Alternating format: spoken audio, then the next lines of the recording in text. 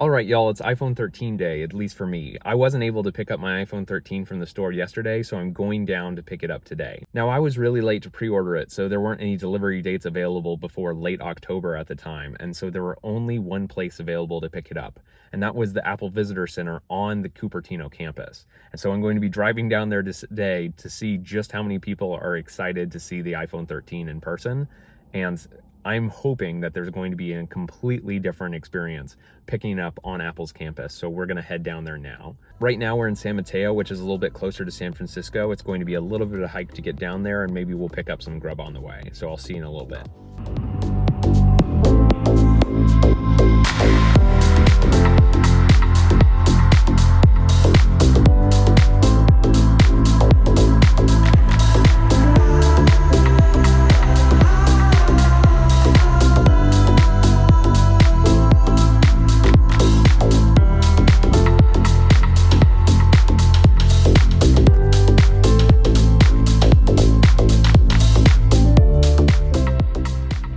Alright y'all, we arrived at the visitor center. It seems to be pretty empty so far, but there are a bunch of Apple employees waiting to open the doors. We've got it still a little bit before opening. It is a really nice store. It's not quite as opulent as a lot of stores around the world, but you can see it here. It is very pretty. So we're only about a block and a half away from the actual spaceship itself. It's actually over this way. That is it. It's tough to see here through the trees, but it is massive. So it actually curves all the way around the neighborhood, and it takes up an entire massive amount of Cupertino. But unfortunately, I've never seen any good place to get views, save for today. This is the best view that I've been able to see of the entire spaceship. So let's check it out. There it is. What a great view. There we go. We can see the entire spaceship and all the surrounding buildings. It's like we've got a drone level view. After picking up the 13 Pro in store, I was able to browse and see the other 13s as well as the new iPad mini, but unfortunately I wasn't able to see the new Apple Watch because it's not available yet. But then I managed to go up to the roof deck and see the best view of the spaceship so far, and it was incredible. And I realized, even though I had originally planned on bringing my iPhone home to unbox it, that there were plenty of tables to unbox it right there in front of the spaceship itself. Now, because I didn't want to disturb the other sheep grazing around, instead I decided to just record the video, and I'm telling you about it after the fact.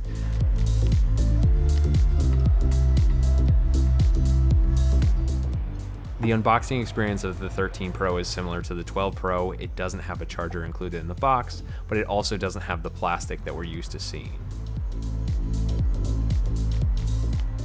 Alright, now that I'm back and I've gotten the opportunity to use the 13 Pro for the last couple hours, I have some good first impressions. Now, initially, I thought the design looked quite a bit like the 12 Pro, but in practice, it feels quite different. First of all, it's 10% heavier than the 12 Pro. I've got the original 12 here, and it's 20% heavier than the 12, and it's a little bit thicker as well. So it feels a little bit different in the hand than either the 12 or the 12 Pro.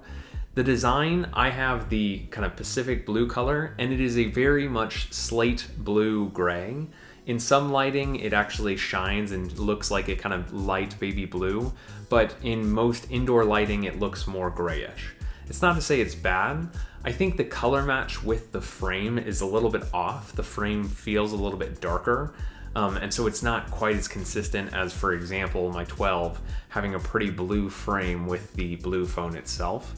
The next thing that I immediately noticed was the notch size. So what used to be a pretty large notch that just left a little bit on either side of the phone is now quite a bit smaller. The issue is there's no actual additional content that you get from that extra space. And so you can see the clock and icons are just a little bit larger on the 13 Pro relative to the 12, but otherwise it's basically the same experience. I'm glad they're starting to shrink the notch, but I'm excited to see what they have for next year or the future, because I really am tired of the notch at this point. While we're on the display, the other big change made this year is in ProMotion, meaning that this has an up to 120 Hz refresh rate, and it has a variable refresh rate, meaning that it can conserve battery life when you're not actively swiping through something. Now, in the past, my experience with high refresh rate displays has been kind of mixed. I haven't always been able to tell the impact of a faster refresh rate, but side by side swiping through Twitter here, I do notice a little bit of a difference in terms of how smooth it feels.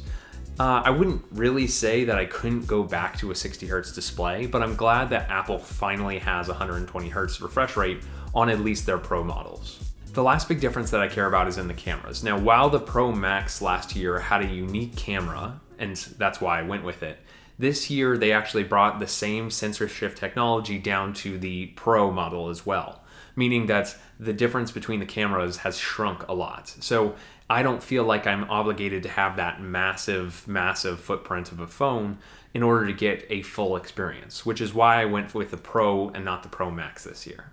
Over the last couple months, I've been using iPhones for video a lot more because it's nice to be able to just pull a phone out of your pocket and get a quick B-roll shot rather than having to carry around a dedicated camera. And I don't always have that with all of the Android phones that I use.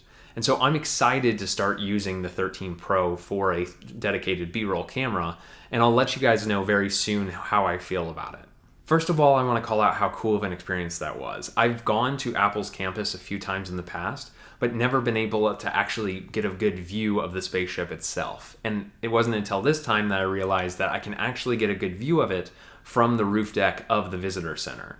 It was really cool to be able to film a video just off of Apple's campus, but unfortunately, I wasn't able to go into the campus itself. You see, unfortunately, despite being such a gorgeous building, they don't allow visitors or they don't have any sort of tours, at least according to the Apple employee that I talked to. It's honestly a little sad because it's such an incredible piece of architecture, but unfortunately they're trying to literally build a jungle around it, so it's difficult to see from the street level. So I'm not sure why we would invest so much money in a building that no one can see, but I guess it's the experience for Apple employees and not for the general public. When talking to the Apple employees there, one of them said that they had 700 people come in yesterday, and another one said that it wasn't that busy. So I'm not sure if 700 is busy or not. And then they said that unfortunately they don't have 13s in stock for quite some time. So if you're looking for a 13 or a 13 Pro, then you should try and scramble to find one because it could be very long before you can get one. But in the next couple weeks, I plan on putting the 13 Pro through its paces and then releasing a full final review in maybe 2 weeks or so. So keep an eye out for that. If you are interested in iPhone reviews or Apple reviews, you should check out my review playlist where I have all of my Apple reviews and more coming very soon here. So keep an eye out. Thank you for watching, and I'll catch you in the next one.